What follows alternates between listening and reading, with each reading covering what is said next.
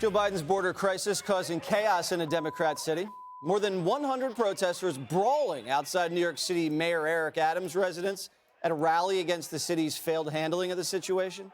Over 100,000 migrants have flooded the Big Apple, and residents say it's time to stop putting migrants before Americans. We don't want freaking symbolism. We want a plan. We want action. We want these migrants out of our city. Put them on a bus. He said, "Who's your daddy?" And they said, "You are, Joe." And ever since then, it's been a tsunami. And in other big Democrat cities suffering the consequences of Biden's open border, Texas Governor Greg Abbott sending his 10th bus full of illegals to L.A. The city's Democrat Mayor Karen Bass lashing out. Los Angeles has not extended an invitation asking for people to come. This is a political act. Okay. Dana Perino, yes. Things are getting a little heated in the streets. What do you think that means? Well, I don't like to see people being violent towards each other, but I also understand the frustration. It's getting hotter, and the Adams administration. Remember, you know the brown stuff that rolls downhill. Yes, so it's coming, right? It's happening to the mayor and to the governor, and they're not going to take it for long, right? Because they're going to suffer under it. So they are slowly but surely turning the attention to Biden where it belongs. And the thing about Karen Bass, what we didn't show you, is that just a couple of years ago, she was talking about how great it is that Los Angeles is a sanctuary city. So this continues to be the political own goal of the decade, because they said they wanted them, and now when they have to share the burden of the border states, they're freaking out. And I understand the citizens of those cities saying, wait, what is happening? And you are talking in New York about sports apparatus being taken over by migrants with big tents. This is where kids used to play soccer. Do you think kids don't need to play soccer anymore? And now you have 3,000 single males staying in this place. And how long are they going to be here? I think Eric Adams has completely misread this right to shelter law in New York. It was meant for citizens, not people who are not citizens. And every time they tell Joe Biden that they need more resources and more work permits, what does that tell migrants and the coyotes? Send more here. So I think that Biden is going to have to deal with this at some point. But it's kind of tipping into one of those things where you could see that, remember last year in the midterms, the Republicans were able to win 4 or 5 congressional seats in New York. 4. And that was a kind of a surprise to people. What was the reason? It was mainly crime and security. And now you add this on top of it. And there could be, again, like a little bit of a pendulum shift back to the party who is saying we will actually try to deal with this in a responsible way. You see that, too, that this is hurting Democrats in the next election, potentially?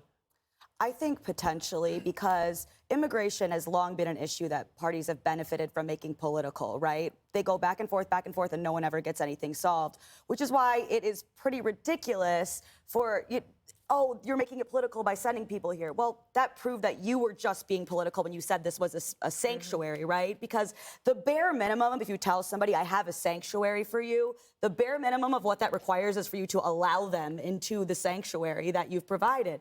And if I don't, it's what a lot of these problems are more of a welfare problem than a migrant problem.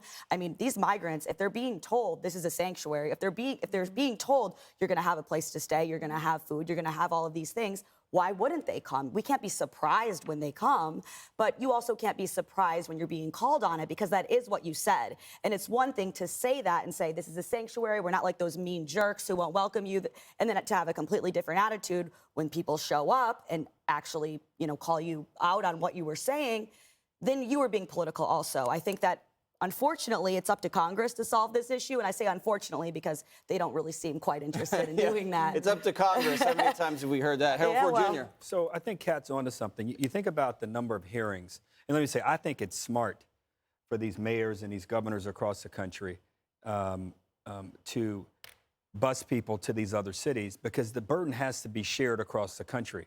And frankly, the politics of it will hopefully force an answer. Now, to your point about Congress, to date, I know of only one hearing that Jim Jordan and the team have had, and they did it on the border, and we covered it. Now, they didn't have a piece of legislation come from that. If I were them, and I'm not them, but if I were them, I'd pass something in the House and be every day talking about, you can talk about Hunter Biden, do all that, and that's fine. But talk about how also waiting in the Senate is a border bill.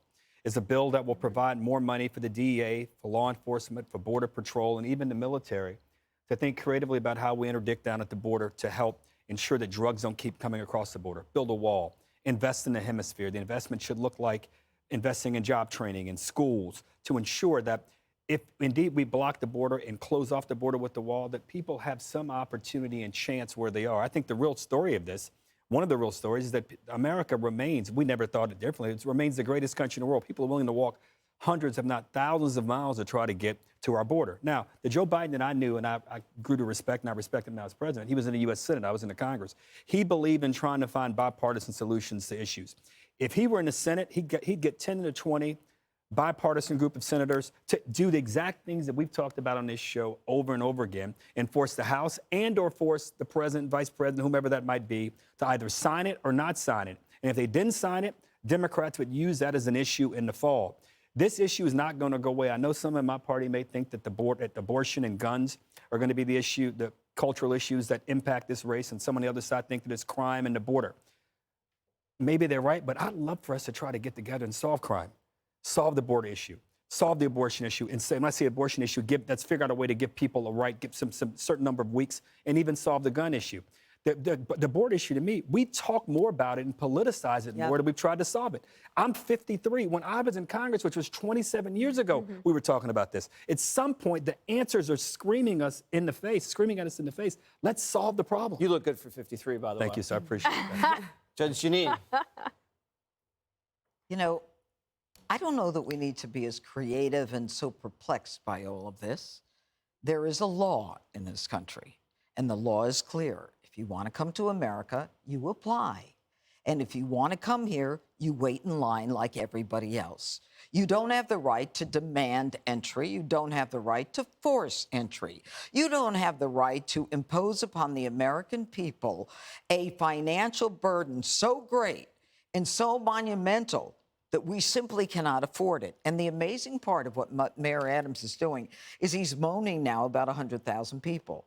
Now, who he has to spread, he says, among the boroughs of New York City. So what is 100,000 compared to 5 million that have come through in the last 2 years of the Biden administration? That is 2%. 2%, and you're moaning and groaning about it, okay? This is a problem that can end if we close the border. All right, and I know that everybody is a hypocrite in Washington. You accept it, of course. Thank you. Everyone is a well, when you were in Washington. Well, because, you know, we're a sanctuary city. Come here. We want the poor. We want everybody to come. Give them asylum. We're Americans. This is who we are, not who we are.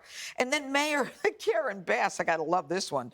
She says, LA has not extended an invitation to you to show up in Los Angeles.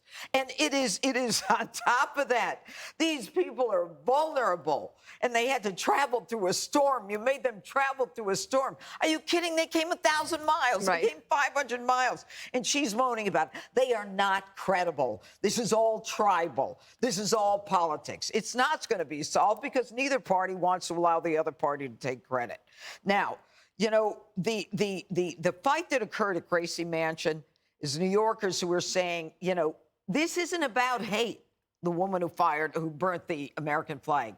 This is about having Americans have a say in where their kids are going to play soccer, whether the schools are going to be open for their kids, whether or not they're going to be in a position to have to pay double the school taxes because they have to hire all kinds of new teachers to accommodate this. You know, this is about equal protection under the law that we as American citizens have to claim.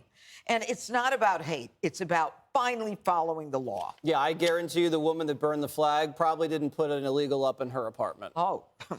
Coming up, is this how you should handle climate freaks blocking traffic?